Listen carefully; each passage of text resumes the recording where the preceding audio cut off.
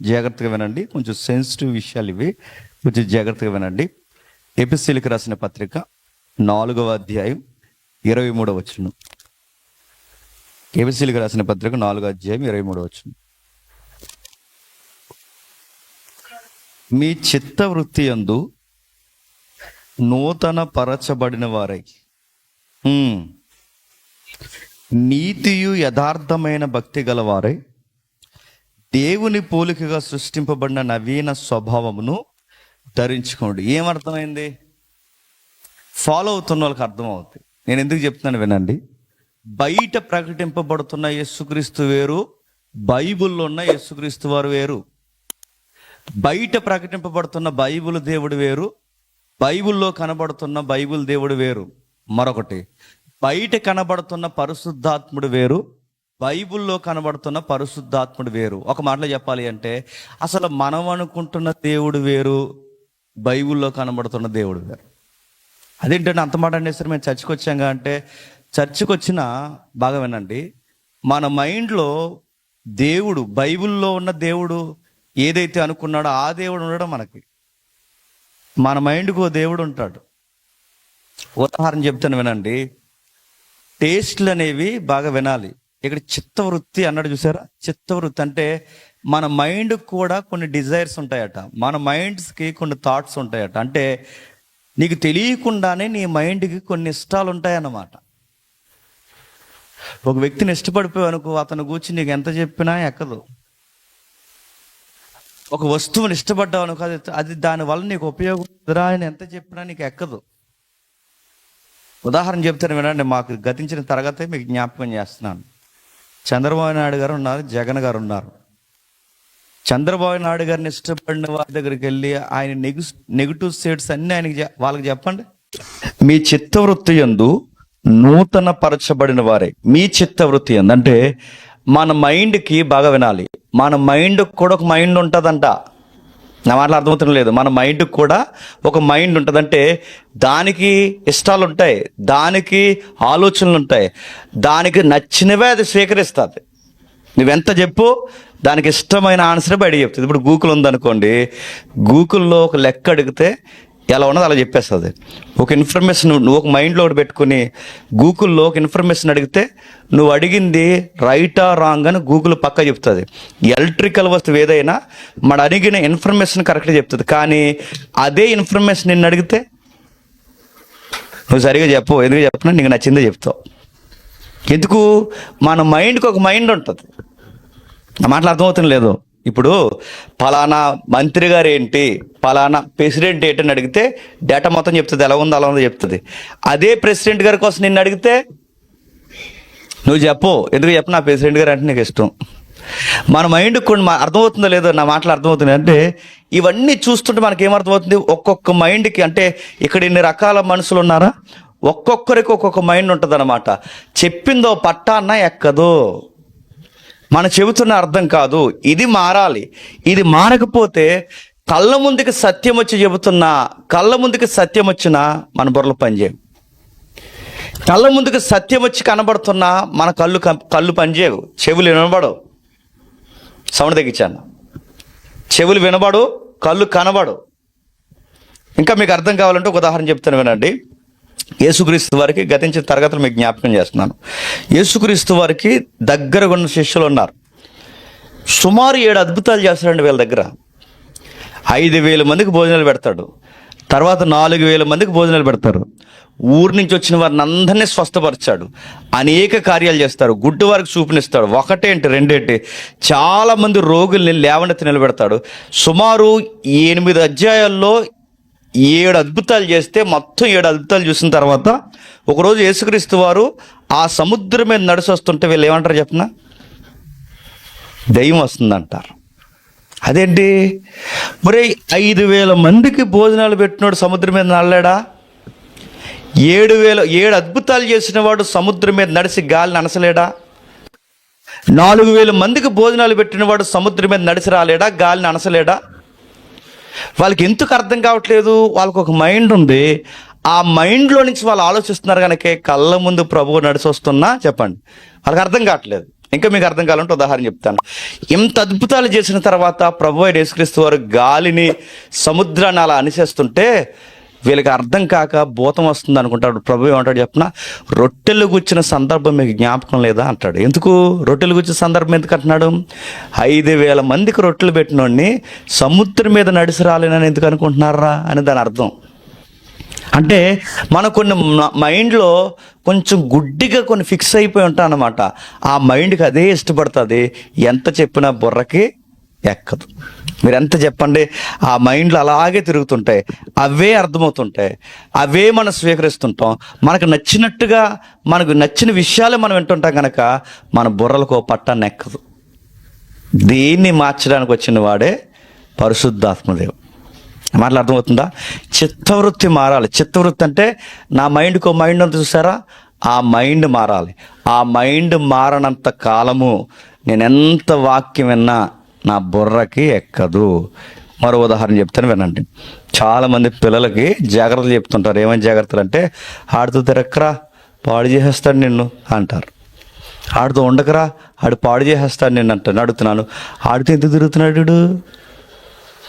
ఇప్పుడు ఆడు చెడ్డ వ్యక్తి. ఆ చెడ్డ వ్యక్తితో వీడు ఎందుకు తిరుగుతున్నాడు?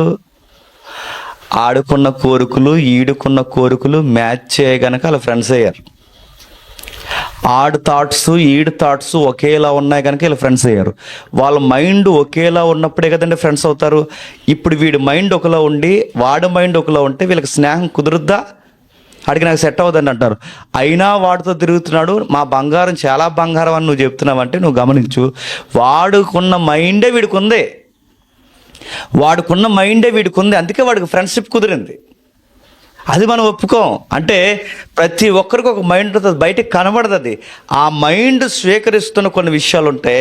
వాళ్ళకి ఎంత చెప్పండి, ఎంత రుజువుపరచండి, ఎంతైనా చేయండి, అలా కాదని వివరించండి, అబ్బే అలా కాదండి ఇదండి అని చెప్తుంటారు. ఎలాంటి మైండ్ సెట్లో శిష్యులు ఉన్నప్పుడు వాళ్ళని సరిచేయడానికి ప్రభు అయిన యేసుక్రీస్తు వారు తనకు ఒక ఆదరణకర్తను పంపుతున్నాడని శిష్యులకు చెప్పాడు. ఆయన వచ్చి ఏం చేస్తాడంటే మీ చిత్తవృత్తిని మారుస్తాడు. ఆయన వచ్చి ఏం చేస్తాడంటే మీ విధి విధానాలు మారుస్తాడు.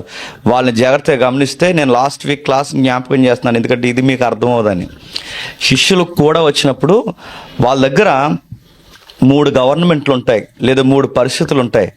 ఒకటి రోమా ప్రభుత్వం పరిపాలిస్తుంటుంది, 2 హేరోదు స్టేట్ గవర్నమెంట్ పరిపాలిస్తుంటుంది. నా మాటలు అర్థమవుతున్నాయా? అర్థం అవ్వలేనట్టు ఉంటే కొంచెం అర్థం చేసుకునే ప్రయత్నం చేయండి, కొంచెం జాగ్రత్తగా వినండి. శిష్యులు యేసుక్రీస్తు వారిని అంత బలంగా ఎందుకు తొలినాళ్ళలో నమ్మలేకపోయారంటే, ఓ పట్టాన వాళ్ళ మైండ్ చేంజ్ అవ్వలేదన్నమాట.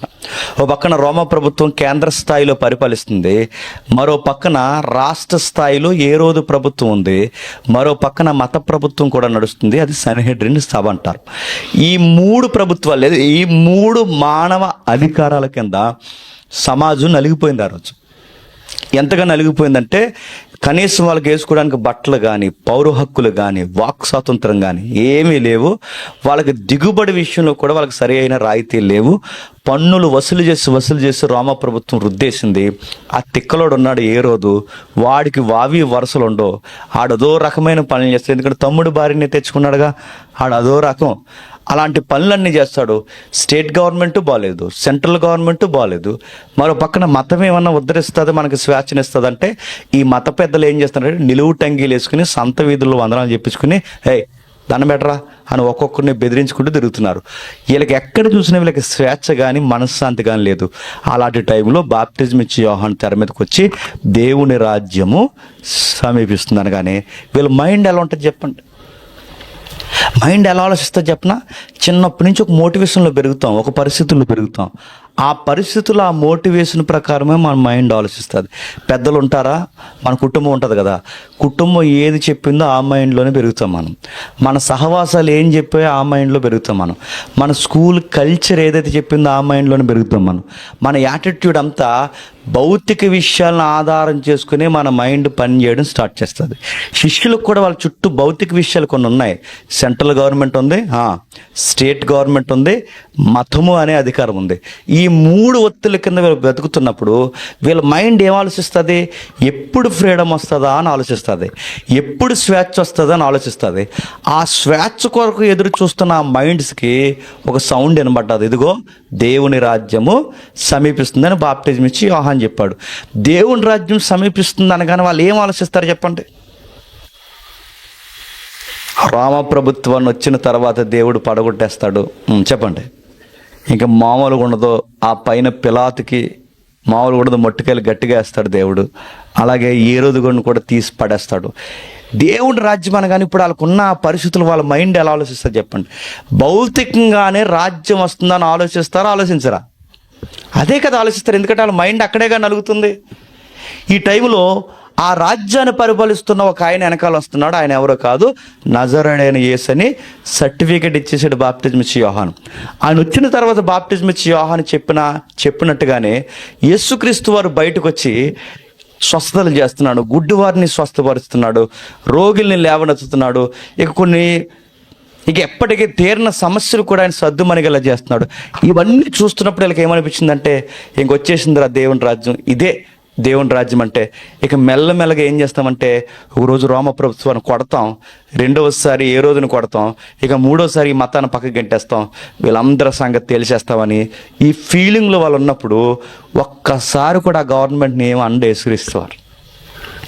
వీళ్ళేమనుకుంటారు, ఇక మొత్తం మీద మనం ఒక టీముగా ఫామ్ అయ్యి మనల్ని 12 మందిని పోగేశాడు, అలాగే చాలామంది జనాభా వస్తున్నారు, మనం అందరం కలిసి ప్రభుత్వం మీద తిరగబడతామేమో అన్న ఫీలింగ్లో ఉన్నారు వీళ్ళు. కొత్త ప్రభుత్వాన్ని స్థాపిస్తామేమో, ఎందుకంటే వాళ్ళ మైండ్ అలాగే పనిచేస్తుంది. ఎందుకంటే ఏ పరిస్థితుల్లో ఉంటామో ఆ పరిస్థితులు తగ్గట్టుగానే అది స్పందిస్తుంది.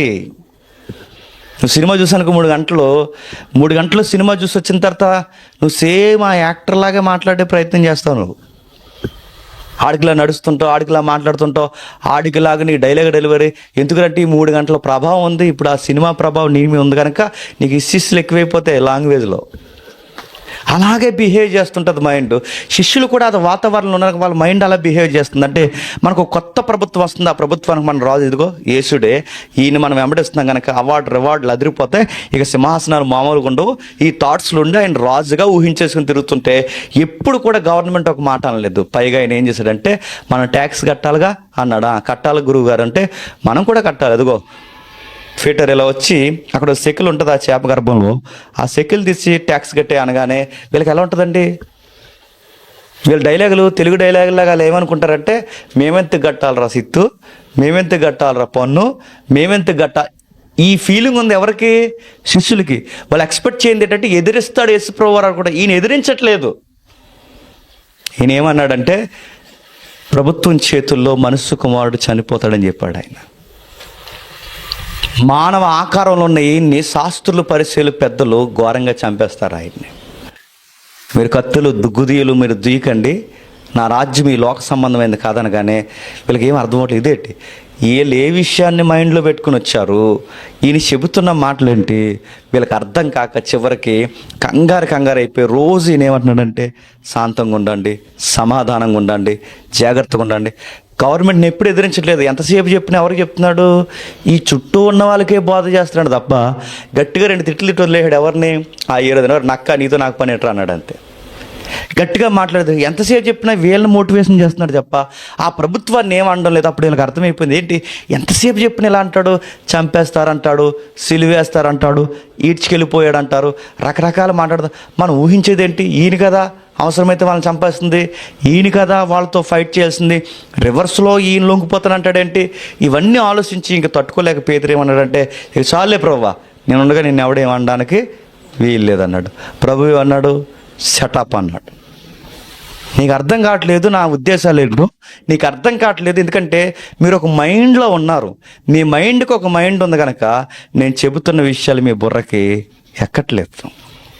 అప్పుడు అలా కలవరపడుతుంటే, ఆ కలవరపడుతున్న టైంలో యేసుప్రభువారు అంటాడు, కలవరపడకండి, మీ వద్దకి ఒక ఆదరణకర్తను పంపిస్తున్నాను అన్నాడు.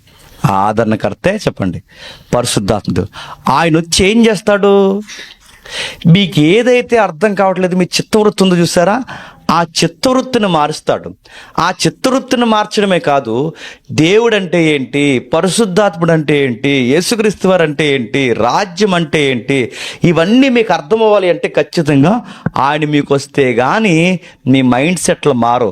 అది మారితే కానీ నేనేం చెప్తున్నాను మీ పట్టాన్న ఏమీ మీకు అర్థం కాదు అన్న సందర్భాన్ని అక్కడి వరకు ధ్యానిస్తూ ఒక్క దిక్కుని మేము వచ్చిన నుండి ఇప్పుడు మేము ఆలోచిస్తాం. ఒకవేళ అర్థం చేసుకునే ప్రయత్నం చేయండి, లైవ్లో ఉన్న వాళ్ళకి అర్థం అవుద్ది. 16వ అధ్యాయం యోహాను సువార్త చూడండి. 16వ అధ్యాయం యోహాను సువార్త చూడండి ఒకసారి జాగ్రత్తగా. 16వ అధ్యాయం యోహాను సువార్త 8వ వచనం. 16వ అధ్యాయం యోహాను సువార్త 8వ వచనం. పాపమును గూర్చియు నీతిని గూర్చియు తీర్పును గూర్చియు లోకమును ఒప్పుకొన చేయును లోకులు నా యందు విశ్వాసం ఉంచలేదు. పాపమును గూర్చియు నేను తండ్రి యొద్ద. జాగ్రత్తగా వినండి, అక్కడ ఒక మాట ఉంది చూడండి. 16వ అధ్యాయం 8వ వచనంలో ఏం ఒప్పింపజేస్తాడట? చదువుతాం మళ్ళీ. పాపమును గూర్చియు నీతిని గూర్చియు తీర్పును గూర్చియు లోకమును ఒప్పుకొన చేయును. ఆగుదాం. ఎవరిని ఒప్పుకొని చేస్తాడట? లోకాన్ని ఒప్పుకొని చేయను. గమనించండి, మూలంలో అలా లేదు. తెలుగులో అలా రాశారు కానీ మూలంలో దాని మీనింగ్ వేరు. ఎందుకంటే తెలుగులో సరి అయిన ఎలిబ్రేషన్ జరగలేదు కనుక చాలామంది ఏమనుకున్నారంటే లోకాన్ని పరిశుద్ధాత్ముడు ఒప్పించేస్తాడేమో అన్న టెర్మినాలజీలోని చదివారు దాన్ని. లోకాన్ని ఒప్పింపజేస్తాడంటే లోకం ఆయన్ని చూస్తుందా? చూడదు. లోకం ఆయన్ని ఎరుగుతుందా? ఎరగదు. లోకం దగ్గరికి ఆయన వస్తాడా? రాడు. మరి ఆయన ఎవరి దగ్గరికి వస్తాడు? ఆయన అంటే ఎవరు? పరిశుద్ధాత్ముడు. ఇప్పుడు లోకం ఆయన ఎరగదు, లోకం ఆయన చూడదు, లోకం ఆయన నమ్మదు. ఇప్పుడు లోకం ఆయన చూడదు, నమ్మదు, విశ్వసించదు, ఏది చేయలేనప్పుడు లోకాన్ని ఆయన ఎలా ఒప్పింపజేస్తాడు? అంటే ఈ వచ్చిన యొక్క భావం ఏంటి? ఆయన వచ్చేది లోకం దగ్గరికి కాదు. మరి ఎవరైతే దేవుని దగ్గరకు వచ్చారో, మీరు వచ్చారో చూసారా? ఎవరైతే దేవుని దగ్గరకు వచ్చారో ఈ దేవుని దగ్గరకు వచ్చిన వారి దగ్గరికి ఆయన వస్తాడు. వచ్చి ఏమని ఒప్పింపజేస్తాడు? లోకం అనేది బాగా వినాలి. లోకం అనేది ఒక చెడ్డదని, లోకం అనేది ఒక పనికి మాలినదని, లోకం అనేది నాశనకరమైనదని, లోకం అనేది దేవునికి విరుద్ధమైనదని ఒప్పింపజేస్తాడు. ఎవరిని ఒప్పింపజేస్తాడు? బయట వాళ్ళని కాదు. చెప్పండి. ఆయన దగ్గరికి ఎవరైతే వచ్చారో, ఆయన రాజ్యాన్ని ఎవరైతే ఆకర్షిస్తున్నారో ఈ దగ్గరకు వచ్చిన శిష్యుల్ని ఒప్పింపజేస్తాడు. అవును, ఎస్, ఈ లోకం ఫ్రాడ్ అని వాళ్ళకి అర్థమవుతుంది. లోకంలో ఉపయోగకరమైనది ఏమీ లేదు. ఎందుకంటే లోకానికి సంబంధించిన వచనమైతే ఆ 14-17 ఇలా అనకూడదు. ఏమని? లోకం ఆయన్ని ఎరగదు, లోకం ఆయన్ని పొందనేరదు, లోకం ఆయన్ని అర్థం చేసుకోదు. లోకం పరిశుద్ధాత్మని అర్థం చేసుకోలేనప్పుడు, లోకం పరిశుద్ధాత్మని చూడలేనప్పుడు, లోకం ఆయన్ని పొందలేనప్పుడు ఆయన ఎలా ఒప్పింపజేయగలడు? కాబట్టి ఒప్పింపజేస్తానన్నది ఎవరిని? తనకు దగ్గరకున్న శిష్యులు ఎవరైతే ఉన్నారో వాళ్ళనే ఒప్పింపజేస్తాడు. లోకాన్ని ఒప్పింపజేసే అనే పదం అక్కడ అలా కాదు. లోకం తప్పుడుదని మనల్ని ఒప్పింపజేస్తాడు, మనకు ఒప్పుకునేలా కలగజేస్తాడు. లోకం తప్పుదని మనకు అనిపిస్తుందో? అనిపించదు మనకి. ఎందుకంటే లోకానికి కొన్ని వ్యూస్ ఉన్నాయి. పాపం అంటే ఏంటని లోకాన్ని అడగండి, వాళ్ళు ఒక పద్ధతి చెప్తారు. నీతి అంటే ఏంటని లోకాన్ని అడగండి, వాళ్ళు ఒక పద్ధతి చెప్తారు. తీర్పు అంటే ఏంటని వాళ్ళని అడగండి, వాళ్ళు ఒక పద్ధతి చెప్తారు. మనం కూడా ఎలా ఎదుగుతాం తెలుసా? మన దృష్టిలో మన పరిస్థితులు 2-3 రకాలుగా మనం ఎదుగుతుంటాం. లోకం దృష్టిలో తప్పు అంటే ఏంటి? లోకం దృష్టిలో తప్పు అంటే కొన్ని అర్థాలు ఉన్నాయి లేదా? లోకం దృష్టిలో మంచి అంటే కొన్ని అర్థాలు ఉన్నాయి. అంటే లోకం దృష్టిలో తప్పులు వేరు, లోకం దృష్టిలో మంచిలు వేరు, లోకం దృష్టిలో ఆలోచనలు వేరు. ఇప్పుడు మనం ఎలా పెరిగాని చెప్పండి? లోకం దృష్టిలో ఇది తప్పు అంటే అదో రకమైన తప్పు మనకు తెలుసు, ఒప్పు అంటే అదో రకమైన ఒప్పు తెలుసు. దేవుని దృష్టిలో తప్పు అంటే ఏంటి, దేవుని దృష్టిలో ఒప్పు అంటే ఏంటి మన బుర్రలకు తెలుసా? లోకం దృష్టిలో తప్పు అయినవే మనకు తప్పు, లోకం దృష్టిలో ఒప్పు అయినవే చెప్పండి మనకు ఒప్పు. కానీ లోకం దృష్టిలో తప్పు అయినవి బాగానండి దేవుని దృష్టిలో ఒప్పు అవుతాయి. మీకు అర్థమైందో లేదో నేను అడుగుతున్నాను. లోకానికి యేసుక్రీస్తు వారు నచ్చుతాడా? నచ్చడు. కానీ దేవుని చిత్తం నెరవేర్చిన దైవ కుమారుడు ఎవరు? యేసుక్రీస్తు. కానీ మన మైండ్ ఎందులో పెరిగింది? లోకంలో పెరిగింది. కనుక లోకస్తులు, లోక సంబంధంగా ఆలోచించేవారు యేసుక్రీస్తు వారిని నమ్మడానికి అందుకే ఇబ్బంది వాళ్ళకి. లోకాన్ని ఒప్పింపజేస్తాడంటే దాని అర్థం ఏంటో తెలుసా? లోకమంతటిని ఒప్పింపజేయడు. లోకంలో ఉండే ఈ ఆలోచనలు, లోకంలో ఉండే ఈ దుష్టు కోణాలు తప్పని నొప్పిన. అంటే నువ్వు లోకంలో చూస్తున్నావే, నీ టెర్మినాలజీ అంతా ఈ లౌకికమైన నీ నీతి న్యాయాలన్నీ తప్పు అని ఒప్పింపజేస్తాడు. మనం ఎంతసేపు ఎలా ఆలోచిస్తాం చెప్పనా? నీ కుటుంబం నిన్ను ఎలా పెంచిందో అలాగే ఆలోచిస్తావు, అవునా కదా? నీ కులంలో నువ్వు ఎలా పెరిగావో నీ కులం తగ్గట్టే ఆలోచిస్తావు. నువ్వు నీ మతం నీకు ఏది బోధించిందో నీ మతానికి తగ్గట్టు ఆలోచిస్తావు. నువ్వు ఎంతసేపు ఆలోచించినా నీ కట్టుబాట్లు, నీ కులము, నీ వైరాగ్యము, ఇందులోనే నీ మైండ్ ఎందుకు ఆలోచిస్తుంది? నువ్వు అందులోనే పెరిగావు కనుక. నీ కులానికి కొన్ని కట్టుబాట్లు ఉంటాయి, నీ మతానికి కొన్ని కట్టుబాట్లు ఉంటాయి, నీ కుటుంబానికి ఒక అలవాటు ఉంటుంది. ఆ అలవాటు ప్రకారమే నువ్వు పెరుగుతావు. ఇప్పుడు మన ఫ్యామిలీలో ఉన్న పిల్లలు ఒకలా ఉంటారు, సిటీలో ఉన్న ఫ్యామిలీలో ఉన్న పిల్లలు ఒకలా ఉంటారు. మనం వాళ్ళని చూసినప్పుడు మనకు ఆశ్చర్యం అవుతుంది. ఏంటి ఏమనరా వాళ్ళ అమ్మ నాన్న అంటే? వాళ్ళకి అది తప్పు కదా. వాళ్ళకి అదే పనులు మన పిల్లలు మన ఇంట్లో చేస్తే నడ్డెరకు కూడా కూర్చోబెడతాం మనం. మరి వాళ్ళకి తప్పు కదంటే వాళ్ళకి తప్పు కాదు. ఎందుకు? వాళ్ళ వాతావరణంలో తప్పు కాదు, వాళ్ళ మైండ్లో వాళ్ళకి అది తప్పు కాదు, వాళ్ళు పెరిగిన విధానంలో అది తప్పు కాదు. కానీ మనకి తప్పు అదంటే ఒక్కొక్కరికి ఒక మైండ్ సెట్ ఉంది, ఒక్కొక్కరికి ఒక విధానం ఉంది, ఒక్కొక్కరు ఒక పద్ధతిలో పెరుగుతున్న క్రీస్తు వారు అంటున్నారు. ఆయన వచ్చి ఏం చేస్తాడంటే మిమ్మల్ని ఒప్పింప చేస్తాడు. ఆయన వచ్చిన తర్వాత మిమ్మల్ని ఒప్పింప చేస్తాడు, మీ గురించి మాట్లాడతాడు, మీ మైండ్ ఎలా ఉండకూడదని చెప్తాడు. మీరు ఎప్పటివరకు రైట్ అనుకున్నవి ఆయన వచ్చిన తర్వాత అరే నిజంగా లోకం తప్పుడు కొందరా, లోకం ఆలోచించినట్టే మనం ఆలోచించాం, ఇది దేవుని దృష్టికి తప్పురా అని శిష్యులు ఒప్పుకునేలా ఒప్పించాడట. అందుకే ఆయన వచ్చి ఏం చేస్తాడు? పరిశుద్ధాత్మ అంటే అట్టిపొలు పెంచడు, కచ్చిపిలేవాడు, నీ మైండ్ ఇస్తాడు, నీ మైండ్ మారుస్తాడు. లోకం దృష్టిలో కొన్ని విధానాలు ఉంటాయి, మీరు గమనించండి. సీరియల్ ఎందుకు చూస్తున్నావు అని అడిగితే ఆవిడ అందంట మంచి సీరియల్ అండి అందంట. అంటే మీకు అర్థమవుతుందా? ఆ మైండ్ మీకు ఏం అర్థమవుతుందండి? లోక సంబంధంగా ఆలోచిస్తున్నారు కనుకే చెప్పండి. లోకంలో కూడా మంచి సీరియల్ అంట, చెడ్డ సీరియల్ అంట. దేవుడి దగ్గరికి వస్తే ఏమంటే చెప్పిన సీరియల్లే తప్పు అంటాడు ఆయన. మంచి సినిమాలు, చెడ్డ సినిమాలు, మంచి సీరియళ్ళు, చెడ్డ సీరియళ్ళు. నేను అడుగుతున్నాను, లోకంలో మంచి ఇవన్నీ కుదరవండి దేవుడి దగ్గర. మన బిహేవియర్ ఏదైతుందో గమనించండి. దేవుడి దృష్టికి వచ్చేసరికి చాలా రాంగ్ ఉన్నామే అని మనకు అర్థమవుద్ది. మనం రాంగ్ ఉన్నామని మనకి ఎప్పుడు అర్థమవుద్దంటే ఆత్మదేవుడు పనిచేస్తేనే అర్థమవుతుంది. ఆయన వచ్చి ఒప్పింపజేస్తాడు. ఇంకా మీకు బాగా అర్థం కావాలంటే ఆ టెక్స్ట్లో అంటున్నాడు, 14వ అధ్యాయం చూడండి, యోహాను సువార్త 14వ అధ్యాయం 23వ వచనం. 14వ అధ్యాయం 23వ వచనం. యేసు, ఒకడు నన్ను ప్రేమించిన ఎడల నా మాట గైకొనును, అప్పుడు నా తండ్రి మేము వాని యొద్దకు వచ్చి నివాసం చేద్దాం. బాగా వినండి. లోకంలో ఉన్నవారు ప్రభువుకు నచ్చరు, ప్రభువులో ఉన్నవారు ఎందుకు నచ్చరు? వాళ్ళ మైండ్లు వేరు, చెప్పండి, మన మైండ్లు వేరు. పరిపక్వతలోకి వచ్చాం, మారు మనసులోకి వచ్చాం, లోకం ఆలోచించేటట్టు మనం ఆలోచించు. అందుకే మన వ్యవహారాలు, మన మాటలు, మన పాటలు, మన పద్ధతులన్నీ లోకానికి ఎలా ఉంటాయంటే అదొక విచిత్రంగా ఉంటాయి. లోకస్తులు చేసే పనులన్నీ మనకు నచ్చుతున్నాయంటే నువ్వు ఇంకా ఎలా ఉన్నావు చెప్పు? లోకస్తులుగానే ఉన్నావు.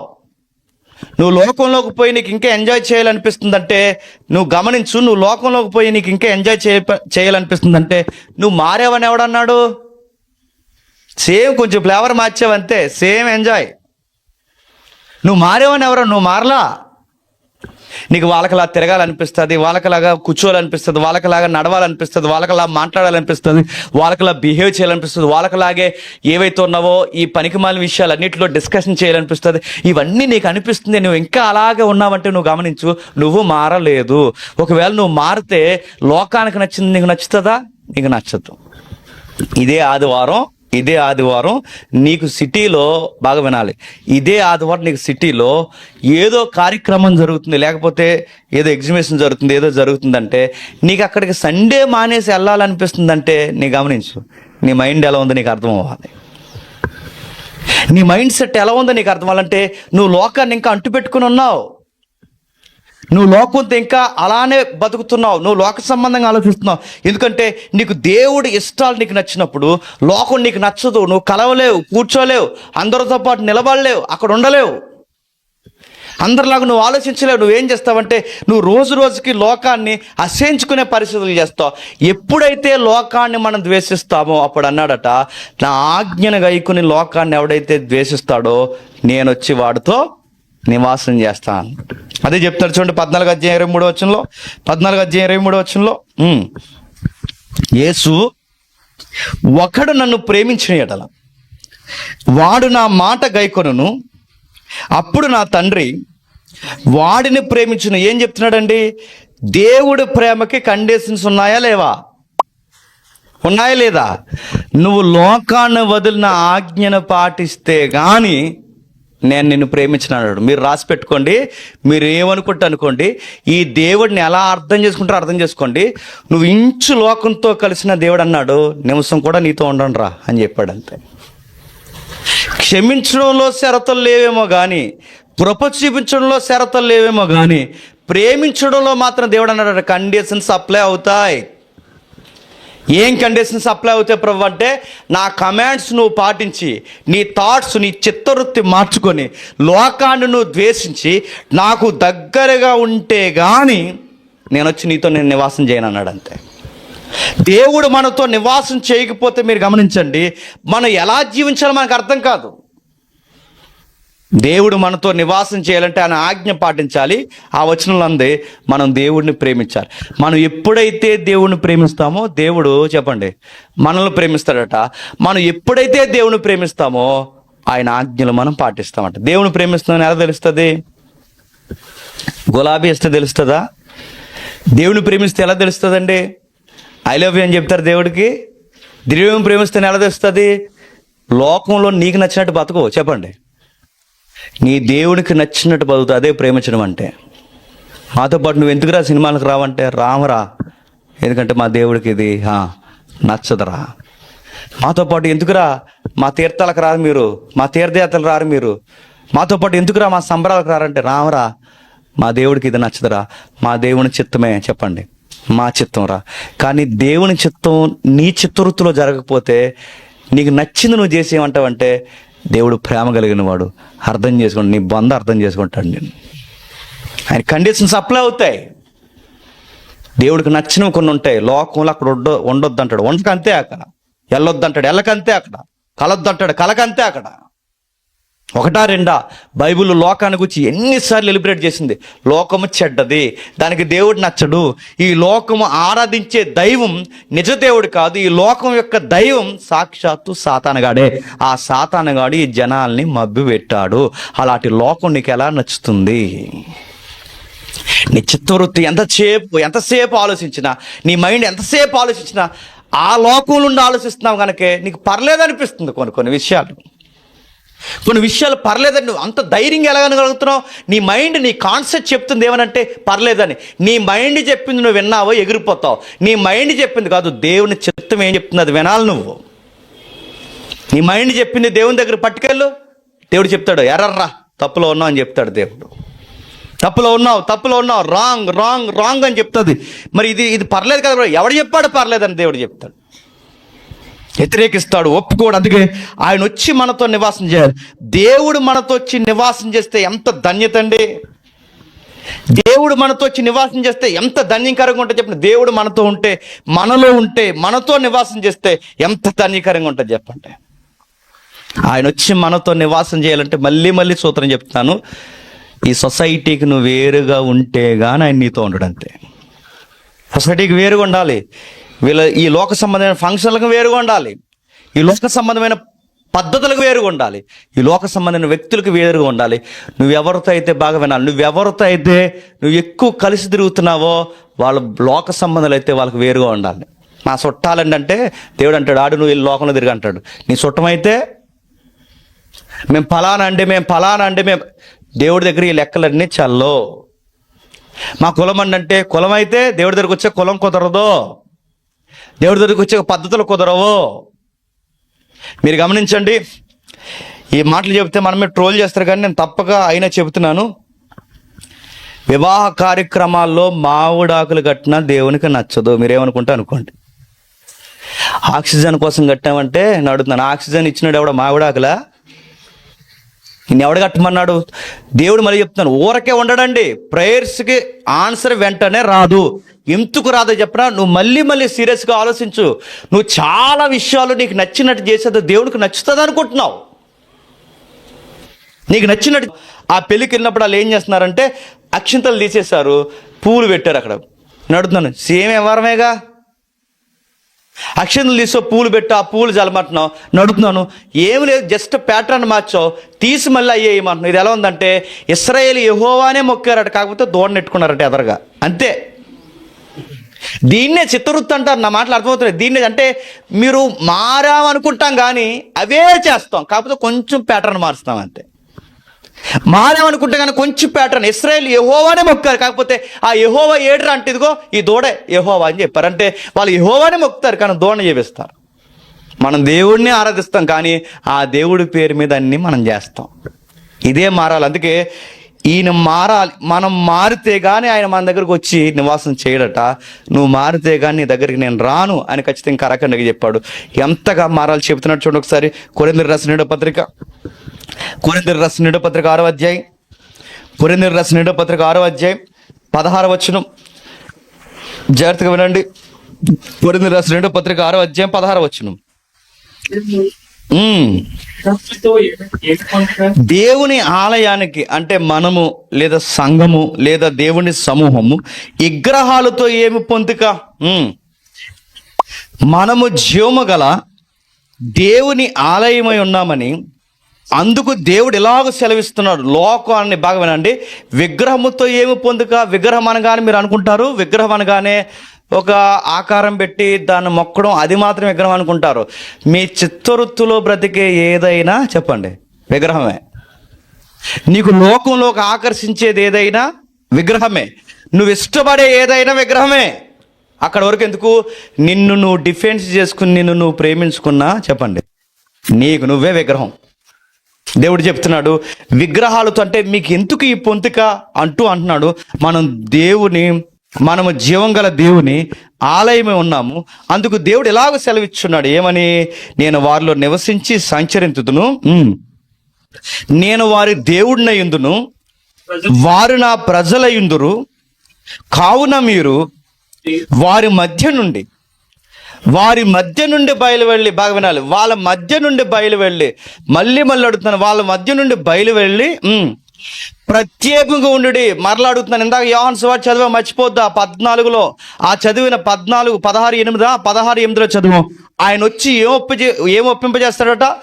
లోకమును ఒప్పింపజేస్తాడు. లోకాన్ని ఒప్పింపజేయడం అంటే లోకం దగ్గరికి వెళ్ళి ఒప్పింపజేయడం కాదు. సెన్సిటివ్గా వినండి. లోకం దగ్గరికి వెళ్ళి ఒప్పింపజేయడం కాదు, లోకం చెడ్డది అని నిన్ను ఒప్పింపజేస్తాడు. నువ్వు లోకంతో కలవడానికి ఇష్టపడు, నువ్వు అందరిలాగా అక్కడ కూర్చోడానికి ఇష్టపడు, అందరిలా తిరగడానికి ఇష్టపడు, అందరిలా బిహేవ్ చేయు, అందరిలాగా అలాంటి పిచ్చి పిచ్చి వాతావరణంలో నువ్వు ఉండు. ఎందుకంటే నీకు లోకం చెడ్డదని ఆయన ప్రూవ్ చేశాడు నీ లైఫ్లో, ఒప్పింపు చేశాడు ఆయన. అవును, ఎస్, ఈ లోకం చాలా చెడ్డది, దీని టెర్మినాలజీ చెడ్డది, దీని ఆలోచన విధానాలు చెడ్డవి, దీంతో నేను కలవలేనని నువ్వు ప్రత్యేకంగా బయటికి రావాలి. నువ్వు బయటికి వస్తే గాని ఆయన నీతో ఉండడంట. చాలామంది ఏమనుకుంటున్నారంటే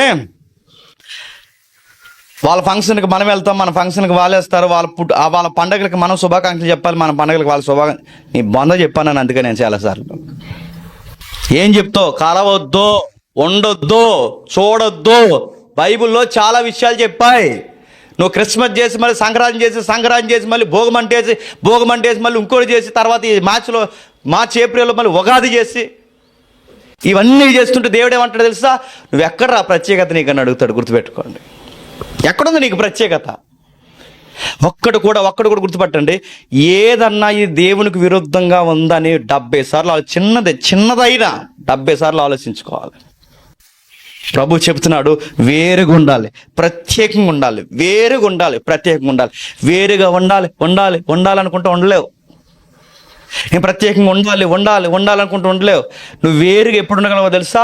ఈ సొసైటీ రాంగ్ అబ్జర్వేషన్ ఉందన్న ప్రూఫ్ నీకు జరగాలి. అది ఎవరు చేస్తారు తెలుసా? పరిశుద్ధాత్ముడు చేస్తాడు. నీకు తప్పుడు లోకమని నువ్వు ఎప్పుడు ఒప్పుకుంటావు తెలుసా? నీ చిత్తవృత్తి చావాలి, లోకం నిజంగానే చెడ్డకుందని చావాలి. ఎప్పుడైతే ఇది జరుగుద్దో అప్పుడు నువ్వు వేరుగుంటావు. అలా వేరుపాటు చేసేది ఒకరు పరిశుద్ధాత్మ ఒప్పింపజేస్తాడు. అందుకే ఆయన పరిశుద్ధాత్మ గురించి బైబిల్లో రాసింది తెలుసా? వాదిస్తాడట. నా ఆత్మ ఎల్లప్పుడు నరులతో వాదించదన్నాడా అంటే వచ్చి ఏం చేస్తాడు ఆయన? వాదిస్తాడు. అరే నువ్వు మంచిది అనుకుంటున్నావు కానీ ఇది తప్పురా తప్పురా తప్పురా తప్పురా తప్పురా అని వాదిస్తూనే ఉంటాడు.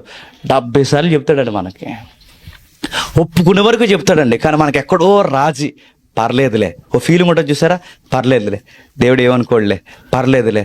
నీ చిత్తవృత్తి ప్రకారమే నువ్వు దేవుని చిత్తం అనుకుంటున్నావే తప్ప దేవుని చిత్తం ఏంటో ఎప్పుడో నువ్వు గాలికి వదిలేసావు.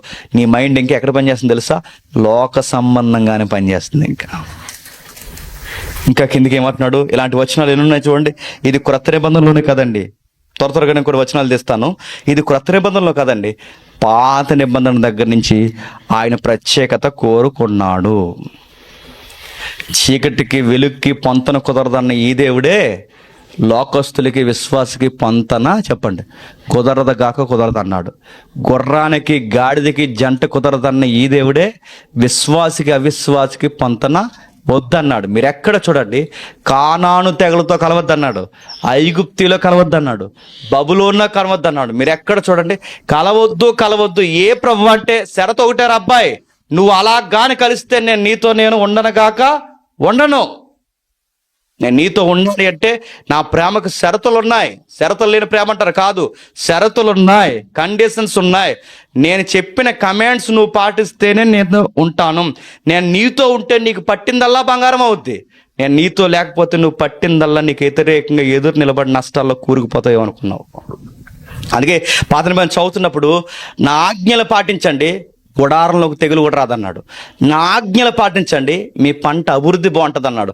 నా ఆజ్ఞలు పాటించండి, రోగాలు రావన్నాడు. నా ఆజ్ఞలు పాటించండి, మీ ఆరోగ్య పరిస్థితులు, మీ భవిష్యత్తు ఎంత అద్భుతంగా మారుస్తా అన్నాడు. అంటే మీకు ఎక్కడ మీరు చూడండి కండిషన్స్. నా ధర్మశాస్త్రం పాటిస్తే మీ పంటలు బాగుంటాయి అన్నాడు. నా ధర్మశాస్త్రం బాగుంటే మీ సంతానం బాగుంటుంది అన్నాడు. నా ధర్మశాస్త్రం పాటిస్తే మీ చిత్తవృత్తి కాకుండా నా చిత్తాన్ని జరిగిస్తే, నా ఆజ్ఞలు పాటిస్తే ఏ తెగులు మీ గుడారానికి రాకుండా. అంటే ఈయన ప్రేమించాలంటే ఖచ్చితంగా షరతులు ఉన్నాయా లేదా?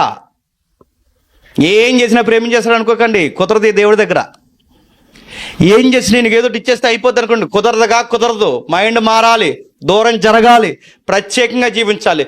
లోకం అనుకోవాలి ఇడేట ఎంత తేడాగా ఉన్నాడు మనకు వ్యతిరేకంగా అనుకోవాలి. అలా అనుకుంటే గాని దేవుడు నీతో ఉండడు. లోకం నిన్ను అలా అనుకుంటుందా? చర్చికి వెళ్తాడు కానీ పాపం ఎవరికి ఇబ్బందికరంగా ఉండండి, మనతోనే కలిసి ఉంటాడంటే నేను అంటున్నాను, దేవుడి పక్షాన్ని నిలబడి నువ్వు ఇంకా మారలేదు. నువ్వు సరిగ్గా మారితే నీ చుట్టూ ఉన్న ఎంప్లాయీస్ నువ్వు నచ్చో. నువ్వు సరిగ్గా దేవుని చిత్తాన్ని నెరవేరిస్తే నీ చుట్టూ ఉన్న సొసైటీకి నచ్చో. నువ్వు సరిగ్గా మారితే నీ చుట్టుపక్కల ఇంటోళ్ళకి నచ్చో. అక్కడ వరకు ఎందుకు, నువ్వు బాగా మారిపోతే నీ ఇంటికే నచ్చవు. నువ్వు అత్త కోడలకు నచ్చదు, కోడలు అత్తకు నచ్చదు, ఒకరికొకరు నచ్చరు, కొడుకులకి తండ్రులకి పడవు, ఒకరికొకరు నచ్చదు. ఎందుకు చెప్పినా నువ్వు మారావు, నీ చిత్త ప్రకారం ఆలోచించలేదు. నువ్వు భక్తితో మాట్లాడుతున్న మాట వాళ్ళకి ఎలా ఉంటుందో తెలుసా? అది రకమైన విచిత్రంగా వెర్రిగా అనిపిస్తుంటుంది. అందుకే చూడండి, సంఘంలో గొడవలు అవుతాయా? సంఘంలో ఎందుకు గొడవలు అవుతాయి చెప్పినా? ఒకడేమో భక్తిగా మాట్లాడతాడు, చెప్పండి, ఇప్పుడు కొంచెం భక్తిగా మాట్లాడతాడు, ఈడికాడికి మైండ్ సెట్ అవ్వదు. ఎప్పుడైతే మైండ్ సెట్ అవ్వలేదో గొడవలు అయిపోతాయి. అక్కడే తేడా వస్తుంది. అందుకే వేరుగా ఉండాలి. యెషయా గ్రంథం 48వ అధ్యాయం చూడండి. యెషయా గ్రంథం 48వ అధ్యాయం చూడండి, 20వ వచనం. యెషయా గ్రంథం 48వ అధ్యాయం 20వ వచనం. బబులోను నుండి బయలువెళ్ళి. బబులోన్ అంటే ఏంటండి? బబులోను సామ్రాజ్యం అంటే మీరు ఆదికాండం నుంచి చదవండి. మొట్టమొదటిసారి సిటీ ఫామ్ చేసింది ఎవరండి? వాళ్ళే. కొత్త కల్చర్ తీసుకొచ్చింది ఎవరండి? వాళ్ళే. అధికారాలని చట్టాన్ని తీసుకొచ్చింది ఎవరండి? వాళ్ళే. బబులోన్ అంటే తెలుసా? లోకము. నువ్వు లోకానికి వేరే. ఎవరిని? ఇశ్రాయేలుని అంటున్నాడు. అంటే ఈ దేవుడికి మైండ్ ఎప్పుడు మీరు గమనించండి, ఆయన ఇష్టపడే ప్రజలను ఎప్పుడు లోకానికి చెప్పండి వేరుగా ఉండమంటాడు. బబులోనికి వేరుగా ఉండంటే ఇదిగో ఈ సిటీ లైఫ్ అంటే ప్రజలకు ఇష్టం. నీకు చెప్తున్నాను, సిటీ లైఫ్లో చాలా చెత్త కలుసులు ఉంటుంది. అవన్నీ నువ్వు ఫాలో అయ్యావంటే దేవుడు అన్నాడు, నీతో ఉండనుగాక ఉండను. నువ్వు క్రిస్టియన్స్, ఈ మాట అంటున్నాను ఏమనుకోకండి, మనం క్రిస్టియన్స్. నువ్వు సిటీలో ఉన్నా పల్లెటూరులో ఉన్నా మన విధానాలకు ఒక డ్రెస్ కోడ్ ఉంటుంది, అది మెయింటైన్ చేయాలి. నేను సిటీలో నివసిస్తున్నానని చెప్పి మోకాళ్ళ దాకా బట్టలు తిరిగింది అనుకోండి మా ఆవిడ, సిటీలో ఇది కామన్ అండి అని తిరుగుతుంది అనుకోండి, నేను అడుగుతున్నాను, దేవుడు అంటాడు ఏం ఫాలో అవుతున్నారా మీరు అని అడుగుతాడు ఖచ్చితంగా. సిటీలో ఎలా ఉంటారండి, జబ్బల పనులు వేసి తిరుగుతారండి బైక్ మీద, అదే నేను జబ్బల పనులు వేసుకుని ఇలా తిరుగుతున్నాను అనుకోండి, దేవుడు అడుగుతాడు నువ్వు సిటీని ఫాలో అవుతున్నావా, సీరియస్గా నన్ను ఫాలో అవుతున్నావా అని అడుగుతాడు ఆయన. ఇవి కూడా అడుగుతాడంటే అడుగుతాడు ఆయన, ఖచ్చితంగా అడుగుతాంటే ఇవన్నీ అడుగుతాడు ఆయన. నువ్వు ఏం తింటున్నావో, ఎలా మాట్లాడుతున్నావో, ఏం చేస్తున్నావో, ఎక్కడ నివాసం చేస్తున్నావో, నీ థాట్స్ ఏంటో, నీ మైండ్ ఏం కోరుకుంటుందో, ఆ సిటీ ఈదుల్లో తిరగాలని కోరుకుంటుందా, నీకు ఏం కోరుకుంటుంది, అసలు నీ మైండ్ సెట్ ఏంటి, ఆ పార్కుల్లో కూర్చోాలనిపిస్తుందా, ఆ చెరువుల చుట్టూ తిరగాలనిపిస్తుందా, నీ మైండ్ ఎలా పనిచేస్తుంది, ఇవన్నీ అడుగుతాడు ఆయన. బబులోనికి వేరుగా ఉండడం అంటే దాని అర్థం ఏంటి చెప్పిన, ఆ సిటీ లైఫ్కి వేరుగా ఉండమని అంటే ఆ కల్చర్, ఆ పనికి మాల కల్చర్ ఏదైతే ఉందో అక్కడ ఉన్నా కానీ దాంతో నువ్వు కలవద్దు. నువ్వు కలిస్తే నేను నీతో కలవలేను, నేను నీతో ఉండలేను, నువ్వు అనుకున్నవని నేను జరిగించలేను, నీ ప్రార్థనలకు నేను జవాబు ఇవ్వలేను. నా ప్రేమ షరతులతో కూడిన ప్రేమ, ఇది షరతులు లేని ప్రేమ కాదు, ఇది ఆజ్ఞలు. వీటిని ఫాలో అయితేనే నేను ఖచ్చితంగా నిన్ను నేను ప్రేమించగలను. ఇంకేమంటున్నాడు చూడండి, ఇర్మియా గ్రంథం 58వ అధ్యాయం, ఇర్మియా గ్రంథం 58వ అధ్యాయం 8వ వచనం, ఇర్మియా గ్రంథం 58వ అధ్యాయం 8వ వచనం, క్షమించండి 51వ అధ్యాయం 6వ వచనం, 51వ అధ్యాయం 6వ వచనం చదవండి.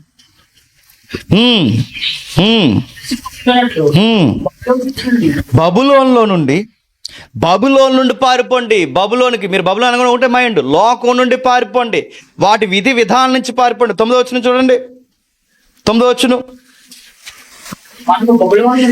మనం బబులోనికి అది స్వస్థత నందలేదు కానీ విడిచిపెట్టుడి, మనం ఆ దేశములకు వెళ్ళుదము రండి. ఏం చెప్తున్నారండి, బబులోనికి స్వస్థత లేదు, బబులోని పరిస్థితి బాగాలేదు, దానికి వేరుగా ఉండండి, దానికి దూరంగా ఉండండి. 45వ వచనం కూడా చూడండి, 45వ వచనం, 45వ వచనం, మీరు దానిలో నుంచి బయటికి వెళ్ళిపోండి, యెహోవా కోపాగ్ని నుండి తప్పించుకోండి. మీరు ఎక్కడ చూడండి, ఈ దేవుడికి ఈ నేచర్ ఉందని మీకు అర్థమవుతుందా లేదా? సొదొమ గొమొర్రాలో వాళ్ళని బయటకు వచ్చామన్నాడా లేదా? ఐగుప్తిలో వాళ్ళు ఉన్నప్పుడు బయటకు వచ్చామన్నాడా లేదా? బబులోన్లో ఉన్నప్పుడు అక్కడి నుంచి బయటకు వచ్చామంటున్నా లేదు. మీరు ఎక్కడ చూడండి, కానాను పోకపోతే కానాను తెగలకు దూరంగా జరిగిపోండి. మీరు ఎక్కడ చూడండి, ఆయన కోరుకునేది సెపరేట్ ఇమేజ్ కోరుకుంటాడు. అది లేనంత కాలము నువ్వు దేవునికి ఎంత ఉపవాసం చేసినా చెప్పండి నీ దగ్గరికి రాడు.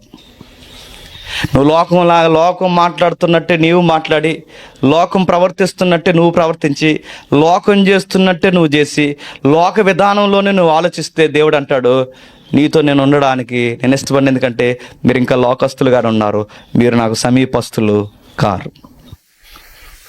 ఇది కేవలం పాత నిబంధనలో ఉందనుకోకండి, ప్రకటన గ్రంథంలో కూడా ఉంది. చూస్తారు ఒకసారి, చూడండి ఒకసారి, ప్రకటన గ్రంథం 18వ అధ్యాయం, ప్రకటన గ్రంథం 18వ అధ్యాయం, ప్రకటన గ్రంథం 18వ అధ్యాయం 4వ వచనం, ప్రకటన గ్రంథం 18వ అధ్యాయం 4వ వచనం. ఇంకొక స్వరము,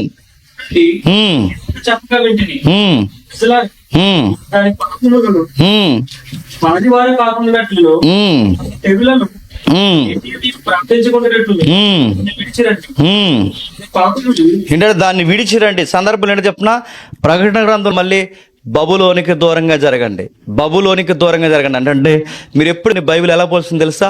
లోకము. ఐగుప్తిని దేంతో పోల్సింది తెలుసా? లోకము. కానాన్ని దేంతో పోల్సింది తెలుసా? లోకము. ఈ సొసైటీకి మీరు దూరంగా ఉండాలి. లేదండి ఇలా ఉండలేకపోతే లోకంలో బతకలేమండి అంటే దేవుడు అంటాడు నువ్వు అలా బతికితే నీ దగ్గర నేను ఉండలేను అంటాడు ఆయన. ఒక సామెతలు చెప్తారు కదండి, లోకంలో కొన్ని అలా చూసి చూడనట్టు వెళ్ళకపోతే పని అవదండి అంటే దేవుడు అంటాడు నా దగ్గర పని అవదరు అబ్బాయి వెళ్ళిపో అంటాడు ఆయన.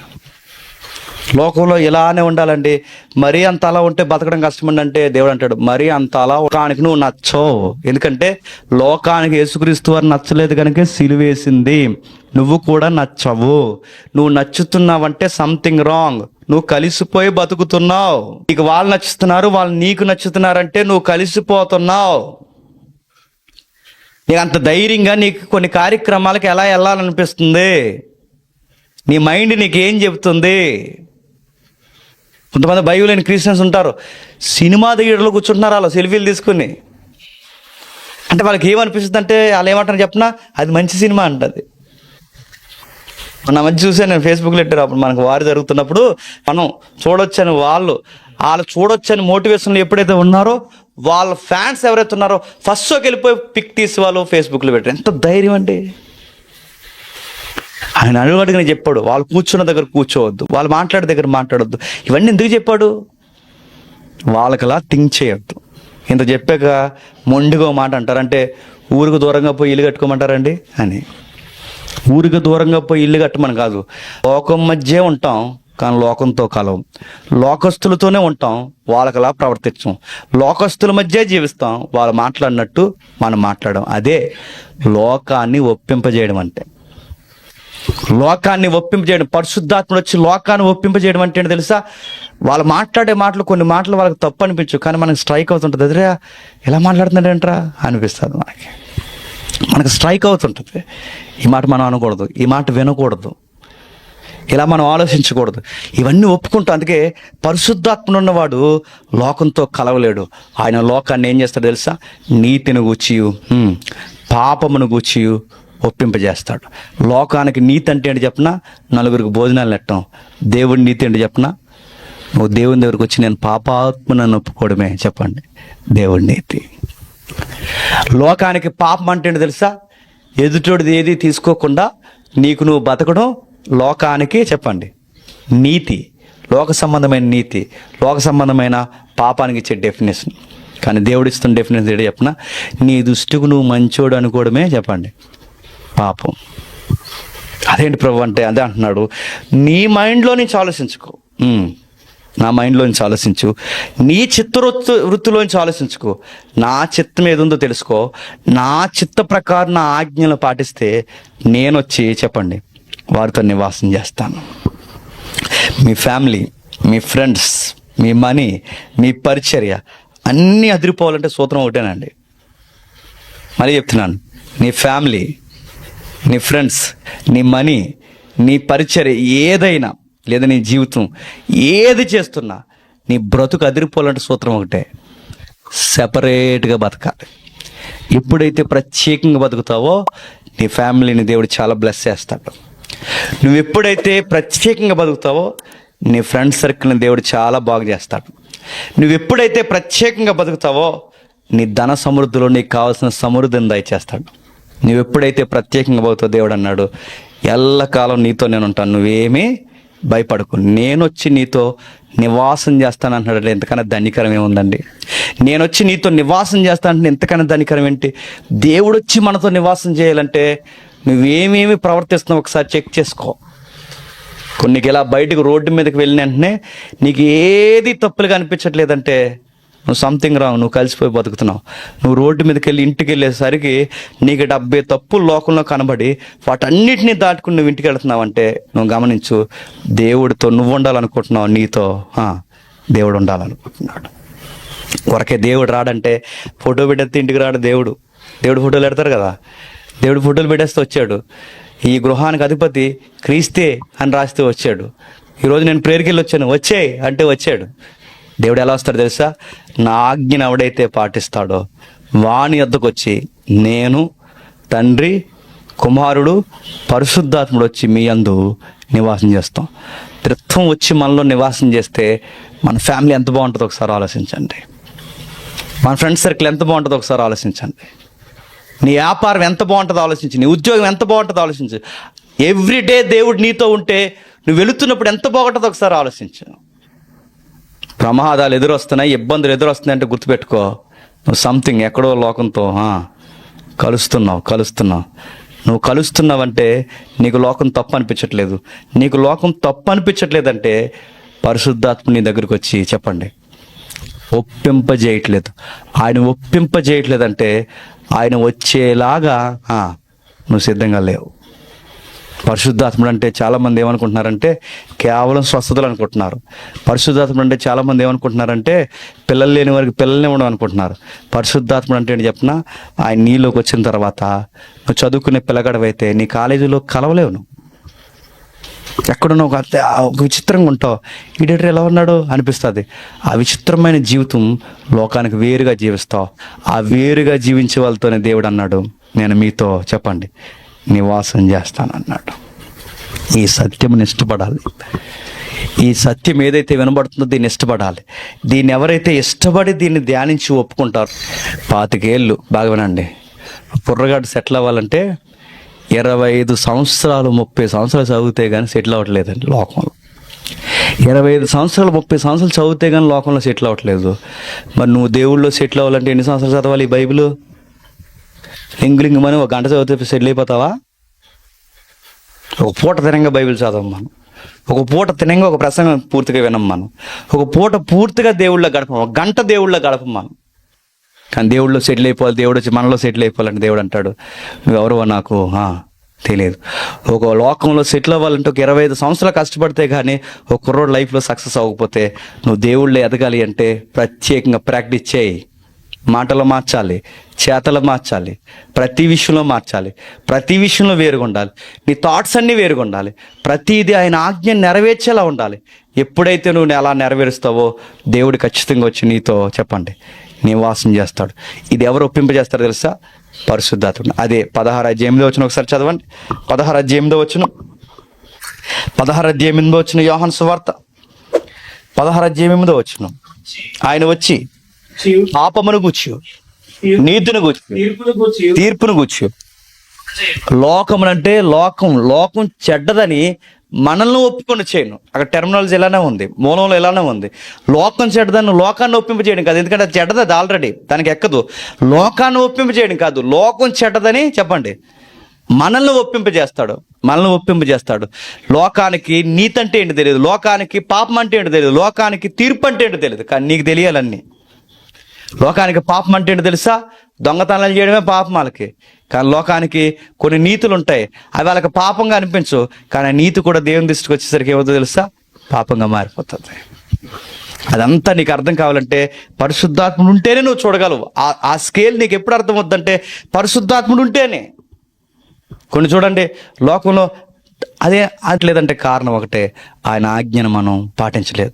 ఆయన ఆజ్ఞ ఏంటి? 66 పుస్తకాలకు ఉంది. ఈ 66 పుస్తకాలు నువ్వేమి నేర్చుకుంటున్నావు?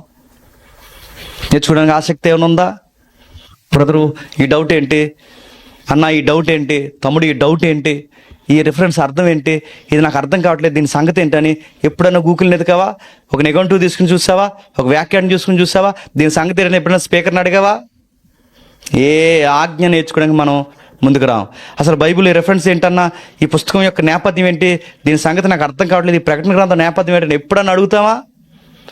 ఈయన ఆజ్ఞలు తెలుసుకోవాలి, పాటించాలని ఆసక్తి లేని నీతో దేవుడు ఉండాలని కోరుకోడు నువ్వు చేస్తున్న మూర్ఖత్వం గుర్తుపెట్టుకో. ఆజ్ఞను పాటించాలి, ఆజ్ఞ ఏంటో తెలుసుకోవాలి, ఆ ఆజ్ఞను ఏంటో తెలుసుకుని నువ్వు పాటిస్తే, ఈ వాక్యం ఏంటో నువ్వు పాటిస్తే, ఆయన వచ్చి నీతో నాతో ఏం చేస్తాడు తెలుసా? నివాసం చేస్తాడు. ఆయన నివాసం చేస్తే మళ్ళీ చెప్తున్నాను, మన కుటుంబాలు పరిచర్య అన్నీ బాగుంటాయి. ఆటంకాలుగా అనిపిస్తాయి, కానీ ఆయన వస్తాడు రెప్పపాటున మన పరిస్థితులు అన్నీ చెప్పండి మార్చేస్తాడు. దేవుడు మనతో ఉంటే ఇంకంతకన్నా ధన్యత ఏముందండి? దేవుడు మనతో ఉంటే దేవుడితో మనకి ఎంత క్లోజ్ సర్కిల్ ఏర్పడాలి చెప్పిన. ఎమ్మెల్యే ఇంటికి, ముఖ్యమంత్రి ఇంటికి మనం వెళ్ళాం అనుకోండి, ఎక్కడో ప్రాకారం ఉంటుంది, కాంపౌండ్ హాల్ ఉంటుందిగా, ఒక గేట్ తీస్తారు. లోపలికి వచ్చిన వెంటనే మనం వెంటనే ఆ పెరట్లో నిలబడి లేదా ఆ గార్డెన్లో నిలబడి నేను ఎమ్మెల్యే ఇంటికి వెళ్ళాను గార్డెన్లో చెప్పుకుంటే గొప్ప కాదు, బాల్కనీలో ఉండి మాట్లాడితే గొప్ప కాదు.